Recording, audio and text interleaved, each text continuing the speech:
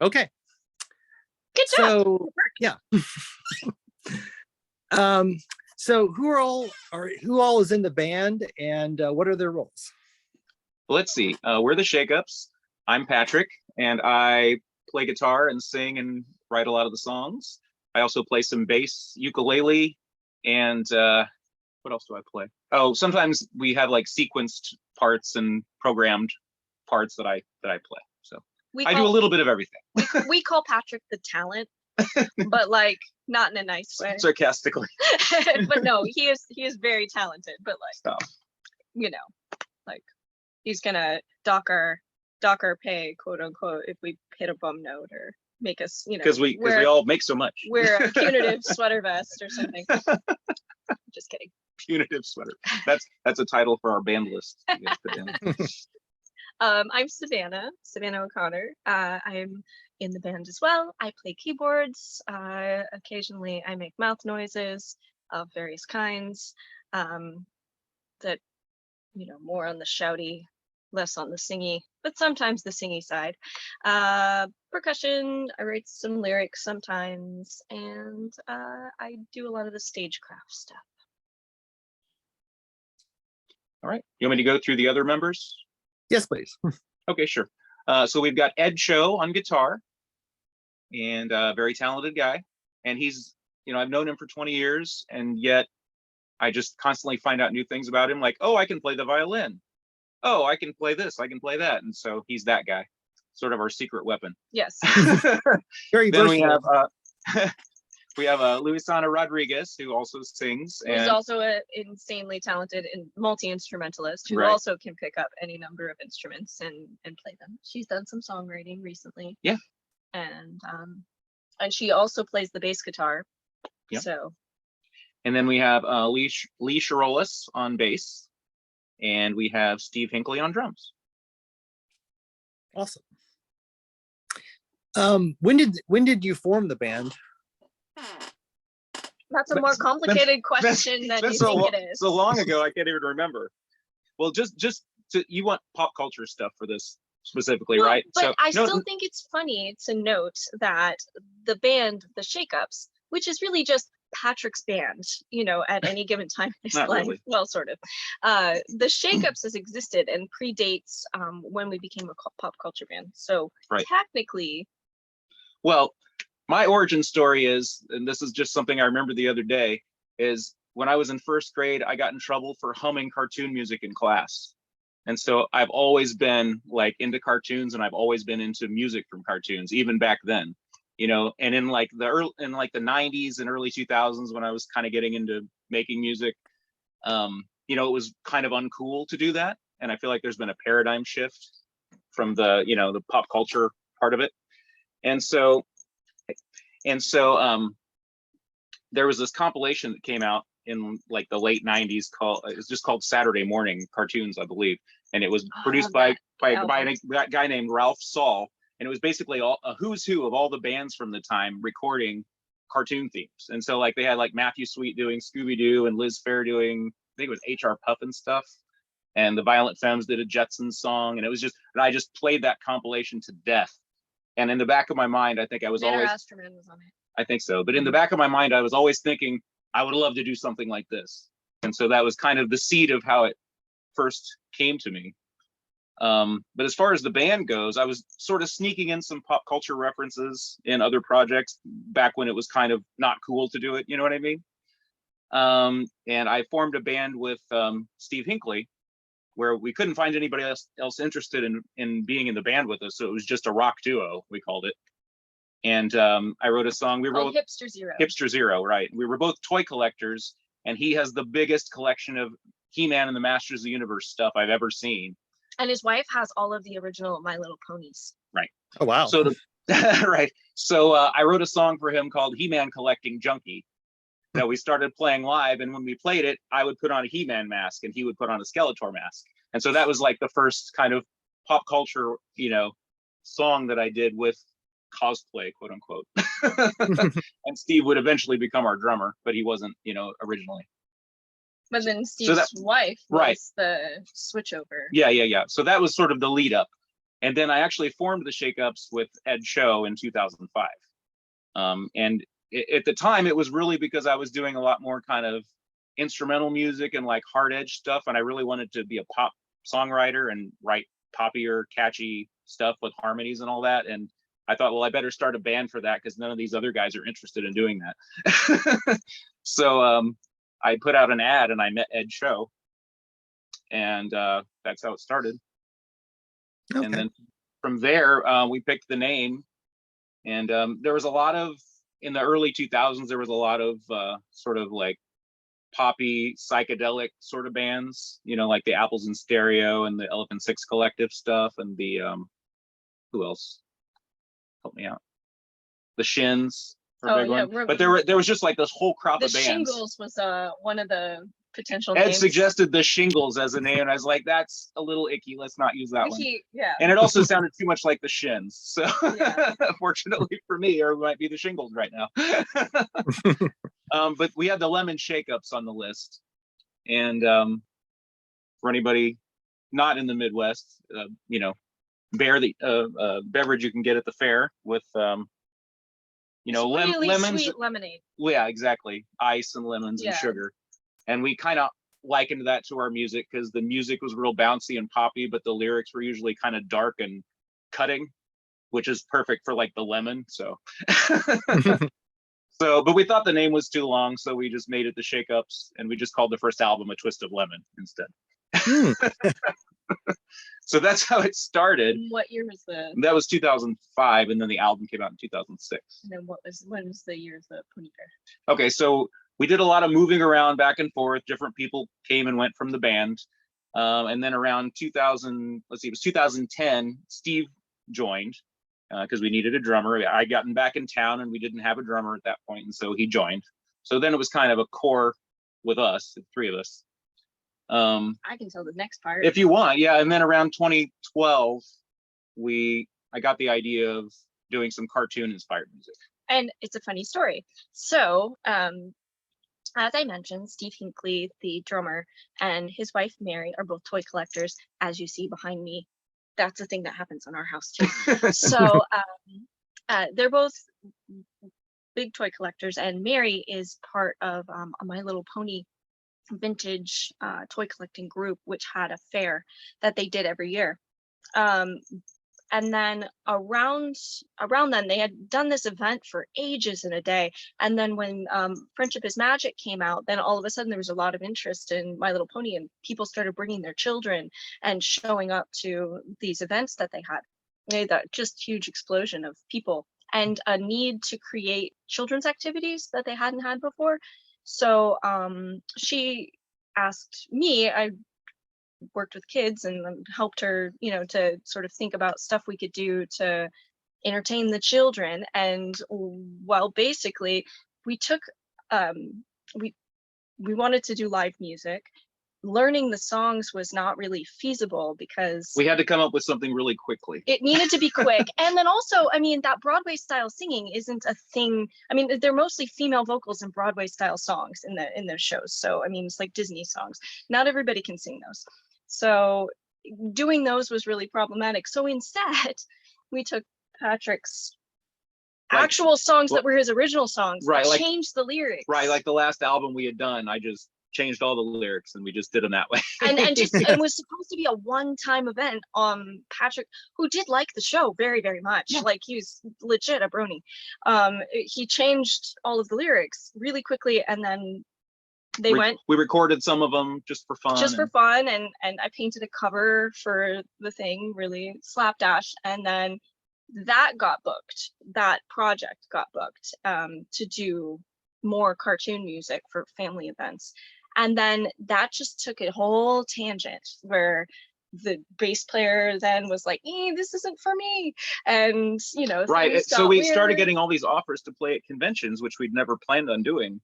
And at that point, our bass player kind of vanished into thin air, and our female vocalist from the time moved right then. She was into the idea, but she had life changes and moved away. And so suddenly we didn't really have a band that could play, and we had all these offers coming. And so I asked Savannah to do it because she had played some instruments on one of the albums and did the cover art. She's I always like halfway into it already. took So. piano when I was a kid. I don't know. So then I ended up in the band, and but the gal Bitsy that had been it before, like that's a voice that I'm not touching with a 10-foot pole. So I recruited my friend Luisana, whom I was baking with one day, and realized she hadn't, just randomly started singing, and just like you and Ed finding out he plays random instruments. It was me going like, you sing? Wow, you sing great. Yeah, Enjoying so we started, by getting these random convention bookings, and then from that we went to, wouldn't it be fun to play some of those old cartoon theme songs, and have those in the set as well. So it was kind of a mixture of those things. And so around, and then all of us like cartoons. So that Right. at this point you've got a whole bunch of like nerdy pop culture. I was on the staff of a Star Trek convention.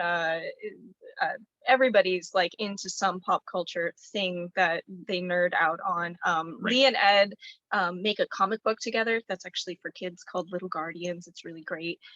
So they go to comic book conventions all the time and are super into that. Everybody draws or is creative in some way, and you find often that people that like to draw like animation because it's art.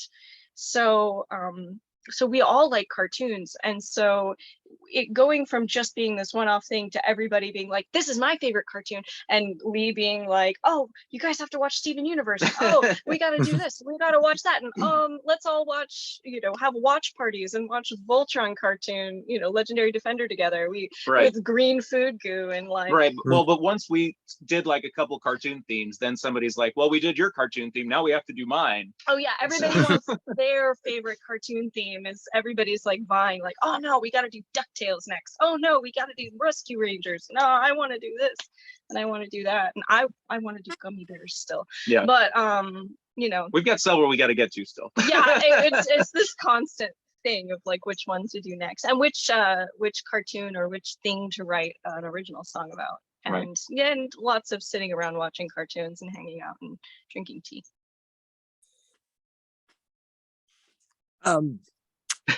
That was probably Sorry. several questions. We probably went through about half a dozen of your questions. Just So there you go. Right. Trying to think of kind of where to go next here. I'm So so sorry. I drank sugar, and when I got home, I was like, oh no, I'm tired. I'll just have this hot chocolate, and that'll make me awake enough for this interview. And now I'm like this. I'm sorry. no apologies needed. You probably want to know like favorite pop culture franchises. Is that? Yeah, we can go there. that looks like it would be probably the next thing. You want to go ahead? Oh golly. Oh, I mean, pop culture franchise. I guess it counts. It's hard to pick. It's hard to narrow it. I'm a huge, like maladaptively huge Tolkien fan. Like I have all the books, all of the histories, all of the things Christopher Tolkien has written about the writing of all the books. And I'm really excited about that stuff and any media connected with it. With the books, I'm a huge Star Trek fan. That's how I met Patrick.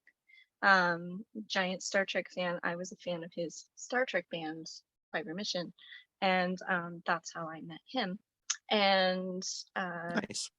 those are probably my big two that I'm, as far as looking at my collections and my books and my toys, those are probably my most ones. But I mean, I don't not like Star Wars. I don't not like, I was going to say my first fandom was Star Wars when I was a little kid. So yeah, I have a soft spot for it, even though, sometimes it's hit and miss, but I still love it. But from that, I moved on to like, I would always see these sort of Americanized animes back in the day. And I'm talking like early 80s, maybe even late 70s a little bit.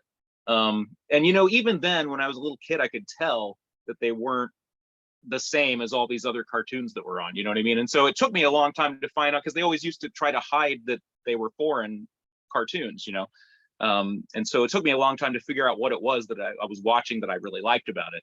And so eventually when I got to see, Star Blazers and Voltron and Robotech and stuff like that, then I finally realized, oh, it's anime that I like, and so now I run a convention for it called VoltCon, which Right.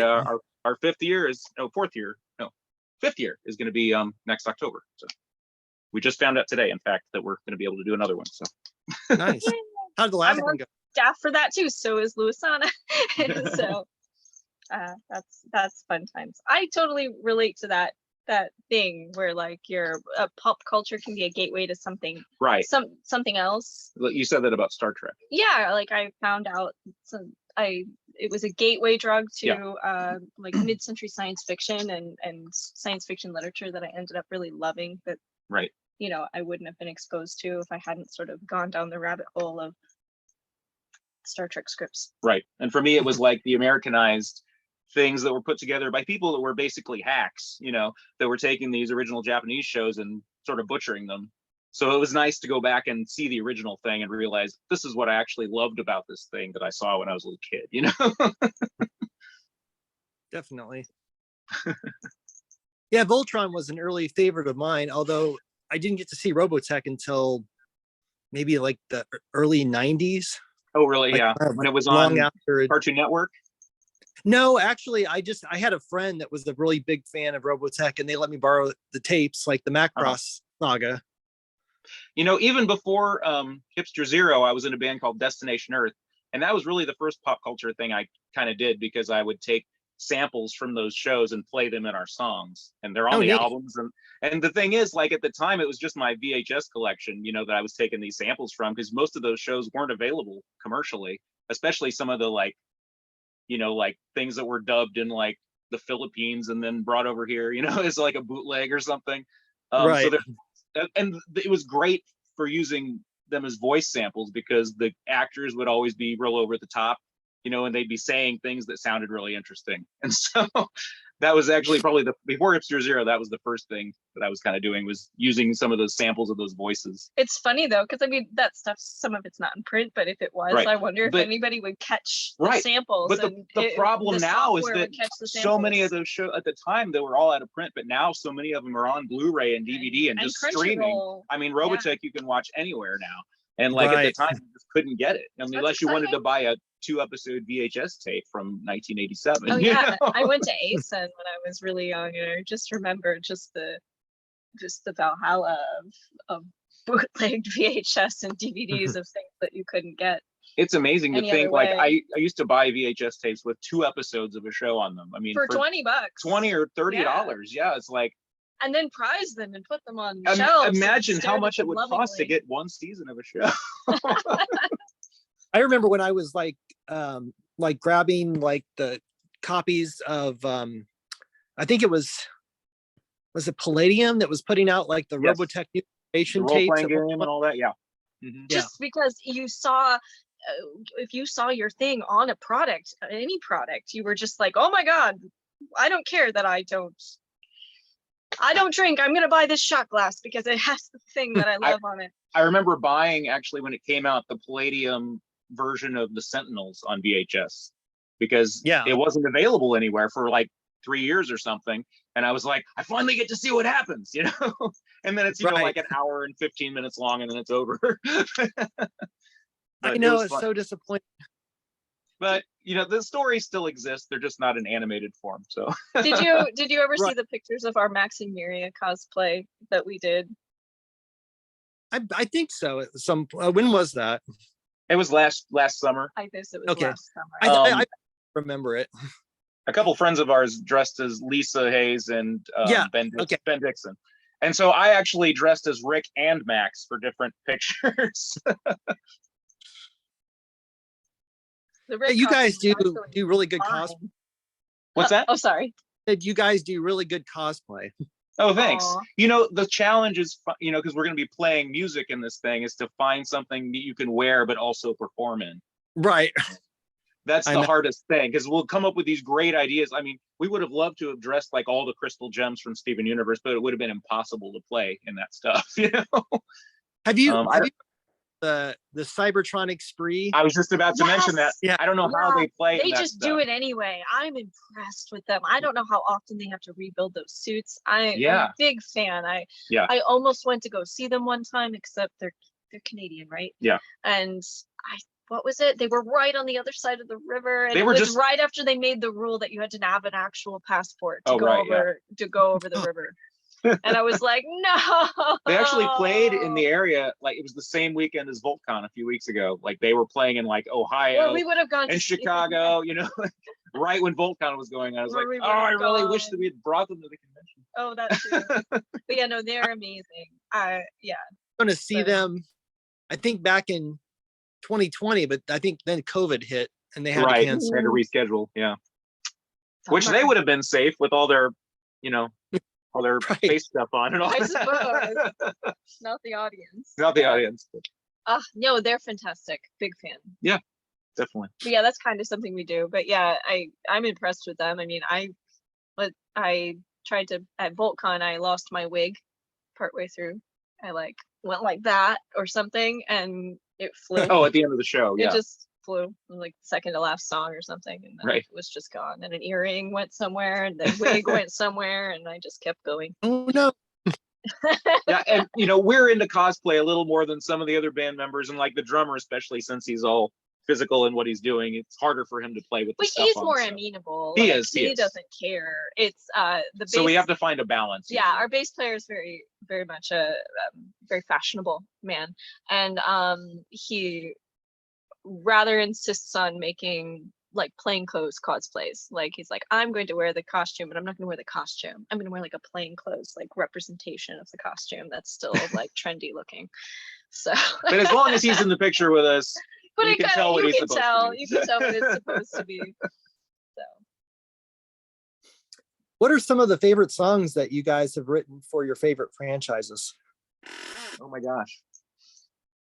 I mean, I haven't written that many songs, so I mean, Well, but the band yeah, wrote. I mean, you wrote all the songs. So. well, yeah, okay. Well, let's see. So I guess I would say I think one of your questions was about our favorite project. This kind of leads into that. So I'll just Okay. say that probably my favorite project we've done is Legendary Defenders, because it was based on Voltron, which, you know, I loved My Little Pony and I loved Steven Universe, but Voltron I grew up with, you know what I mean? So I had no shortage of, you know, inspiration. He wrote that whole album in like It was really a fast. month or something Oh, wow. ridiculous. We have this joke that we always say we're going to do an EP about this, And you then know, Patrick writes 10 project. songs. And Like so we have when he's 5 supposed to write songs, 3. but by the time people have learned 5 songs, we have 25 or 15 Yeah, songs. So That's sort of the joke, is that you try to learn the songs for the EP, but by the time you're done learning the songs for the EP, there's then a whole album. You have to learn the rest of them. Yeah. That was a fun one. Yeah. So I think song wise, I mean, like for the My Little Pony stuff, I think All Aboard the Friendship was a I like was that a fun one. one to do. All these layered vocals and everything. I just remember it was such a pain to record, but it worked out. It paid off. So I like that one a lot. It was too complicated to play live sometimes. Yeah, there's so many parts. Yeah. Yeah. Let's see. For Steven Universe, I like Claude's, which had like a live horn section, which I always liked doing. And Kindergarten Kid, which was just a fun recording to make, is we had like it was a very psychedelic song. So I went very Flaming Lips with it and just like added all kinds of crazy sound effects. There's a screaming tea kettle in the you know, bridge section of the song, you know, just like that. And then for Legendary Defenders with Voltron, it was Hey Shiro was probably the favorite song on that one, I think. And then the last original album we really put out that's pop culture centric was Meddling Kids. And I do like the main title track from that one a lot. Mhm. And I like With that all album. the Scooby-Doo villains. That's probably my favorite album just because it's a variety of different stuff. That is my favorite album too. Yeah, and I, it's just I enjoyed that one a lot. thanks. There's just a lot of variety to it, and like I'm constantly like we'll play. Sorry, that was There the goes the dog. dog. Just wandered. Yeah, so we'll play, you know, like half a dozen songs off of it for a while, and then kind of decide to retire some or switch something out, and we end up picking like 3 other songs off that album. We're like, oh, I forgot about this song. I really like playing this, you know. So Yeah, I have the binder of Banished. so Perfect Date about Skeletor is a fun one. Yes, I'm still sad Mhm. we never did the music video we talked about for that. We always have. There's always too many we always have ideas, crazy ideas, and we for never get to all videos, of them. You yeah. know what I mean? So A friend of ours was really adamant about doing a video for Robot Arm, which is also probably one of my favorites. Robot Arm. Oh yeah, I remember that one. Great song. Yeah, and it's really not based on any property. It's just about, you know, what you would do if you had a robot arm and would you use it for good or evil, you know. But it was a fun one to write and to record. And but the video never happened because we never got to it. Only so many hours in the day. Right. Do you have to get, like, this wasn't like one of the questions, but I just kind of thought of it. Yeah. Do you have to get like licenses to write and record about, you know, some of these songs? Like, Not with about properties? things. Yeah, if you write it about it, there's kind of a gray area there where you could call it fan or parody.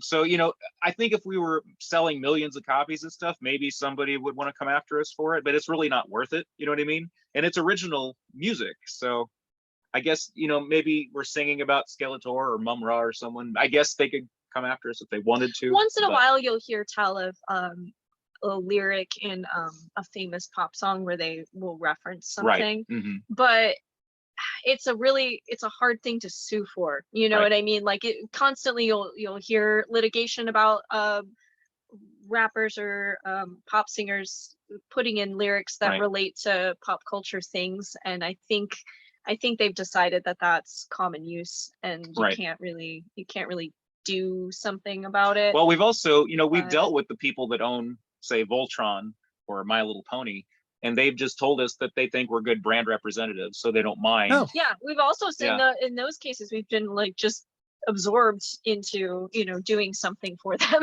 So Right.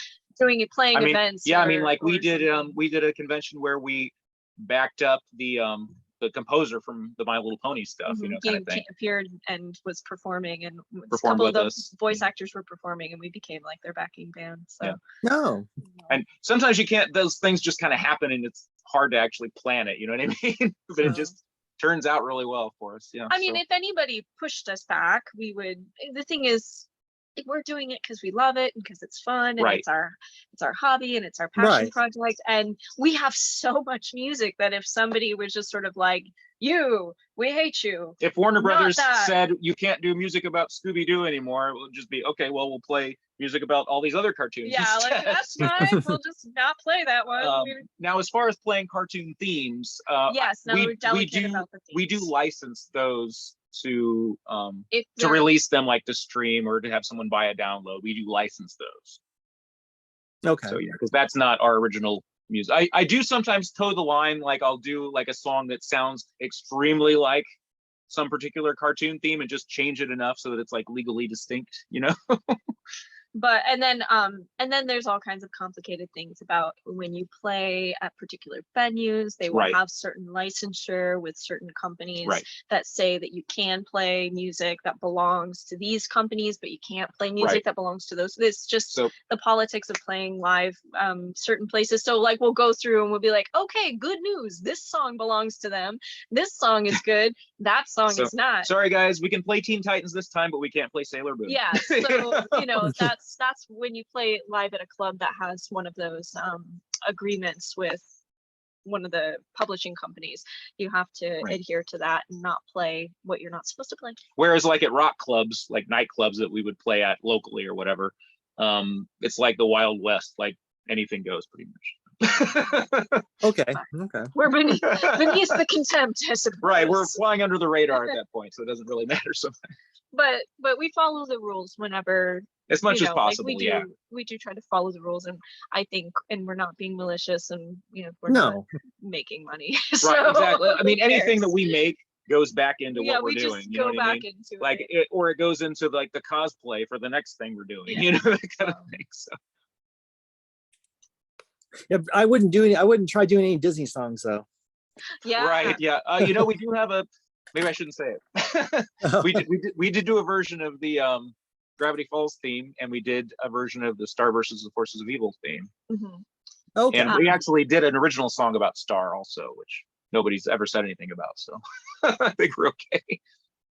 But yeah, but yeah, you're But- right. I wouldn't touch. We're not going to dress up as Yeah, the I'm Little not Mermaid gonna. anytime soon. Though I hear there's a band called Yeah. The Little Mermen. Right. That they do dress up as like some of the principal Disney characters and princes and princesses, and they play versions, rock versions of the songs from the movies, and I think they're sanctioned now. Yeah. They weren't and then became sanctioned. Right. So I think that Disney owns them now. not exactly, know. but I think that if you feel strongly compelled to make art about a property and you're keeping in the spirit of the property and not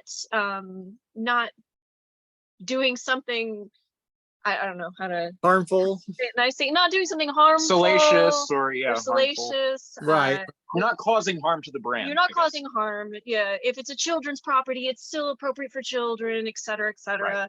I think if you're making art in that sort of way, for the most part, I think the brands are happy to accommodate as long as you're not competing with them in a market. Right. Agreed. Long answer. You can shorten these. We're sorry. No, it's fine. This is all Thank you. good information. This is interesting. Any upcoming albums or projects you'd like to talk about? Oh, Yeah. that's all about. Yeah, so the most recent thing we've done is a dramatized podcast series that's a musical called Ignore City.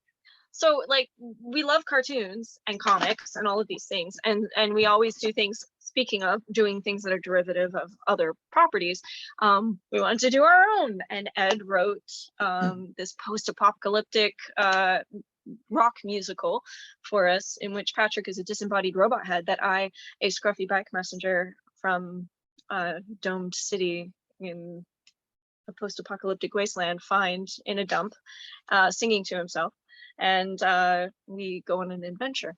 It's like Terminator and Futurama sort of put together, Okay. but Sure. with some real weird kind of humor to it. Yep. And music. And music. So it's honestly one of my favorite things that we've done. It's really exciting for me. This is another time where like Ed had only ever written one song for the band, and it was back in like 2006, and we practiced it and we never ended up performing it anywhere. And he'd never written anything else until suddenly he's got this project where he's written like 10 songs. You And know? it's this script and this whole thing, and he did animate the songs Some of too. them, yeah. He did concept, kind of just more proof of concept art, like rough sketches for almost everything, Right. and then also real fully fleshed out flash animation for the songs. Right. And so if you check him out, check us out the YouTube, you can see his animations for the songs and things. Right. So the idea is like, obviously we don't have the ability to make a full-fledged cartoon, but insofar as we can with flash animation and But if somebody wants music, to, but please if get in any- touch. yeah, get in touch. But that's our cartoon that we made, so to speak, in our hearts. Right. And so Ed brought the idea to me, and then once I had a good handle on it, I wrote music for it too. So we kind of collaborated on I wrote the main musical theme, and then he wrote some of the early episode songs, and then we kind of switched off. So we all took turns voice collaborated. acting. Yeah, and we all voice did acting, yeah. different characters. We've been nominated for and won some awards. Yeah, we Oh, just wow. won a Best Original Song Award at the New Jersey Web Fest from the first episode of this podcast series. And so. we were nominated in like 5 categories for that. So Congratulations. really cool. We Thanks. also were also invited to do a reading at Worldcon, science fiction literary convention. Mhm. That was really exciting, as a sci-fi geek, to get to go and read, so we did a live reading of Live reading, and then a concert performance. and then a concert performance at Worldcon, and that was super exciting. Nice. And so that thing is doing well. So yeah, these things, like, you never know, you just put something out there and see what happens. A lot of the time you can't force people to listen to it or to like it, you know what I mean? You just put it out there and see what happens. Oh, one of the awards we got nominated for was best chemistry. Right. Like our Between us, characters, our two main main characters. characters. Somebody said that we cheated because we're, like actually in love. So, and it's sort of will they or won't they, but As much as it can be between a robot head and just, a yeah. There's an Well, energy clearly there. people are not ignoring it. People are apparently not ignoring it, despite the fact that we told them to. Reverse psychology for the win. So actually, when he came to me with the idea, I was like, oh, you shouldn't call it Ignore City because people are not going to pay any attention to it if you do. And I said, also, it sounds too much like that REM song, Ignore Land. And he was like, oh, that's exactly what I was thinking of. That's the point. So, yeah, so exactly. That's our newest thing. And eventually there'll be another season, I guess you would call it, of that. But yeah, it's a rock musical podcast. I think people don't always, I like drama. I mean, I like dramatized podcasts. Right. You know, people think of podcasts as just people talking, like, chatting, or instructional, or being nonfiction. But I like fiction podcasts that are basically dramatized audiobooks, and it's more on that side with sound effects. And so music. we released this year an album of just the original songs off of this thing as its soundtrack collection. So oh, nice. That was the most recent thing we put out, and then we're working on our next sort of pop culture influenced album, like another album, like like Meddling Kids. sort of. That's a mixed bag. I don't want to say too much about it. It's a lot of it is already recorded and some of it's being finished up. So hopefully hoping to have that out next summer at the latest. So. Cool. And then you guys are part of another like band you guys put together, Resounding Maybes. Yes. Yes. Yeah, that was our quarantine project. Yeah, so that's half of the shakeups. It's me and Savannah and Ed actually are the Resounding Maybes. And that was just because, you know, when we were in quarantine, we wanted to do something and we couldn't get all 6 of us together. So we got 3 of us together and just did this recording project. Because Ed and his wife and their children and us hang out. So we were kind of in their bubble. We were the bubble people. So we started a new band that was just as different from the shakeups as we could. So instead of being bright and colorful and poppy and all of this, it's kind of like late 80s goth. Okay. More monochromatic. Yeah. Basically, we said whatever the shakeups would normally do, we're going to do the opposite. You know? But and then, you know, it's still, if the songs are still poppy and that kind of thing, you know what I mean? But right. Oh, and that band is doing something that excites me greatly. We're playing a Cure tribute. Right. Oh wow. In January. As a keyboardist, I really like, I mean, I like the Cure anyway, just because I like the Cure because I was a little goth girl in school. I'm gonna really have to tease up my hair for that. I know, right? But I like the keyboard parts on Cure songs, so I'm excited. They're pretty iconic. I have this keyboard kit can make all these noises I don't get to use. Now I get to use them. Do you have a favorite Cure song that you're going to be playing? Oh gosh.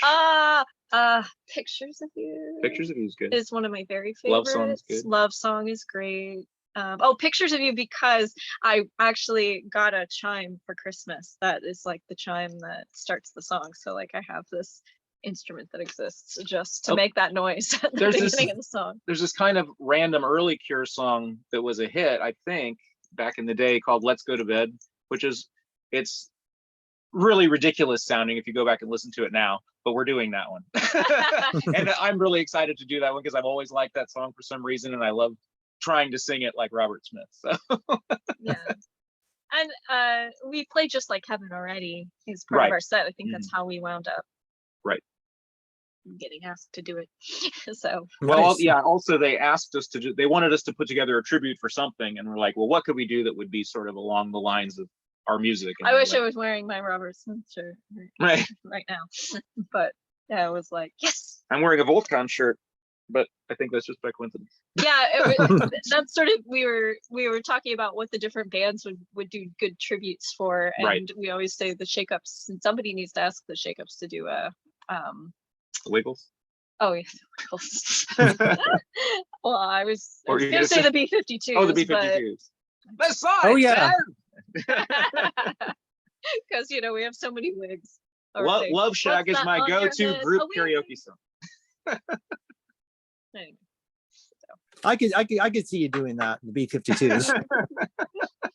If you can get a group of people that want to do it, I will totally do that guy's part. Yeah. And then Patrick, you're in like a Star Trek themed band, right? Yeah, 5-year mission. Yeah. Yeah. Mm-hmm. And many other bands at any What's that? time. Oh, how many years have you done that? We started in 2009. So yeah. let's see what else. I'm also in a Destination Earth is back together, actually. I mentioned them earlier, but we recently celebrated like our 25th anniversary. Wow. Which also does sort of spacey sci-fi music. And then I'm in another surfy instrumental band called the Madeira that's back together. So Oh, I keep you busy. are in a lot of bands. So sometimes I've never shown up to the wrong practice, which I'm proud to say. I'm Where just in can the pe- two bands. I'm a slacker. Oh, I didn't leave for, or no, sorry, Lee. Raise the American. You have only 3 jobs. I know Louis Sonnet and Lee actually started another band too. I guess, Right. you know, there's sort of like you guys started a band. So that Oh, you have the resounding maybe, so we're gonna do something. they else, have too. their own band too now with a bunch of their friends. So I keep calling it the Barn Band, but it has a real name. I don't think they have a name. They have a name. Do they? They figured out a name. Oh, I don't remember what it was. I'm But sorry. at one point it was called Lilu Dallas Multipass, and I feel like that was the like absolute like missed opportunity for such a great, because it's Lee and Lou, and we call them Lilu sometimes as a unit, and they were, you know, from Fifth Element. right. You know, multipass. I thought that was great, but sorry, I'm a bad friend. I should. Well, promote their bands, the problem but- is they kept changing the name, and we haven't actually seen them play yet. So once we see them play, we'll be able to be like, And okay, then this is the band, this is their Then name, we'll promote and then them we will know properly. it. So, but yeah, for now, we're actually working on a second Resounding Maybes album for next year as well. So they're kind of Excellent. both albums, that and the Shake Ups album, are kind of both about the same % done. So I guess whichever one we finish first, it'll be coming out first. Where can people find you? Where can they find us? Theshakeups.net. Yeah. Spotify, YouTube, lots of Facebook stuff. We're almost just coming up on 120,000 Facebook fans, Oh, wow. which is, but I think a lot of them don't realize we're a band. So I think that really Patrick is a meme lord. There's that too. So I think some of them don't, you know, we'll put a band post up and then be like, the Shakeups is a band? I'll be like, yeah.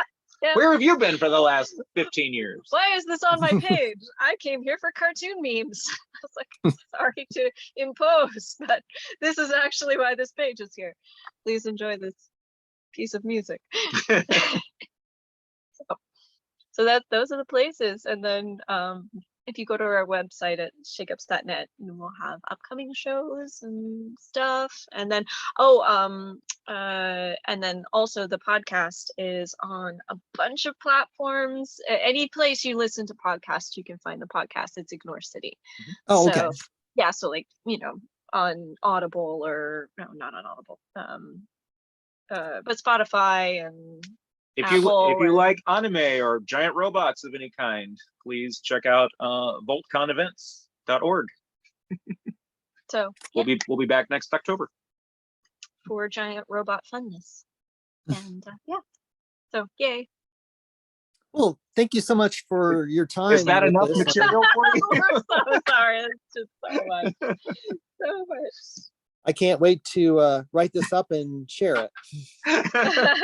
Can you condense that into a few paragraphs?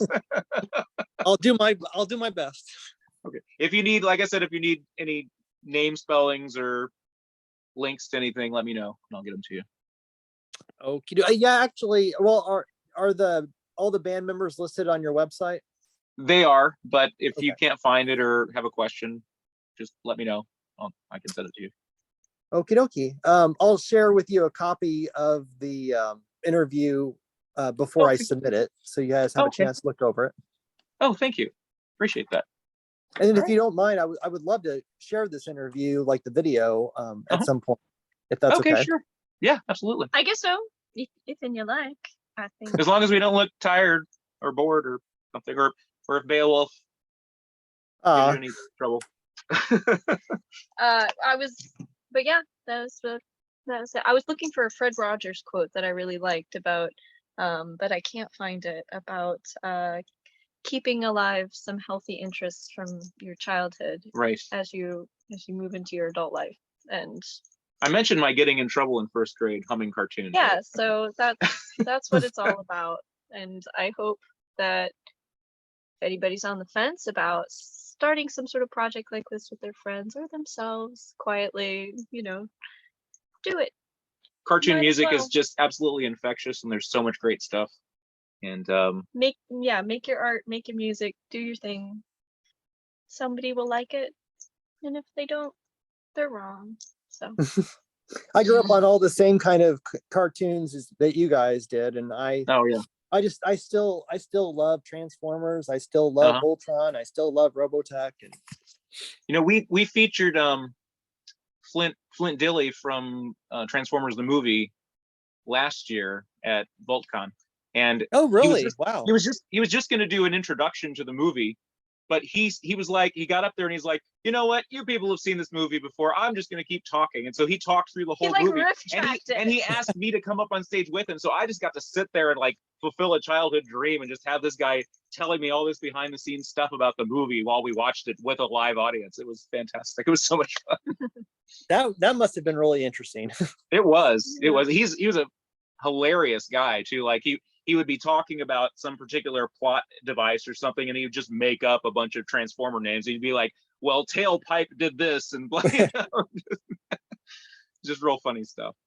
That is still like one of my absolute favorite movies.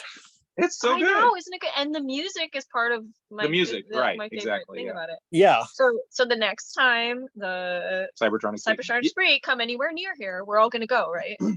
That's the thing I really hated about that, is like, why didn't I do that?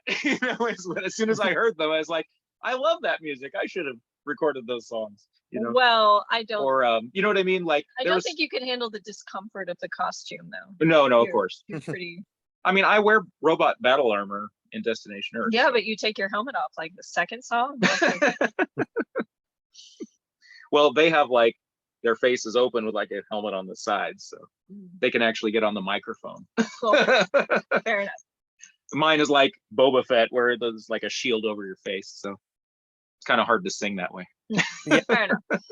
I'm sorry, we're keeping you, aren't we? Sorry about that. Oh no, I'm enjoying it. Okay. But that's the news. Yeah. That's the news of the world. If you think of anything else you want to know or need clarification, just let us know. Likewise, if you have any questions for me, let me know. Okay, sounds good. Thank you so much. Have a great night. Yeah, Bye. you too. Catch you later. Take care. Bye. See you on the internet. Bye, Babe Wolf. Bye. All right.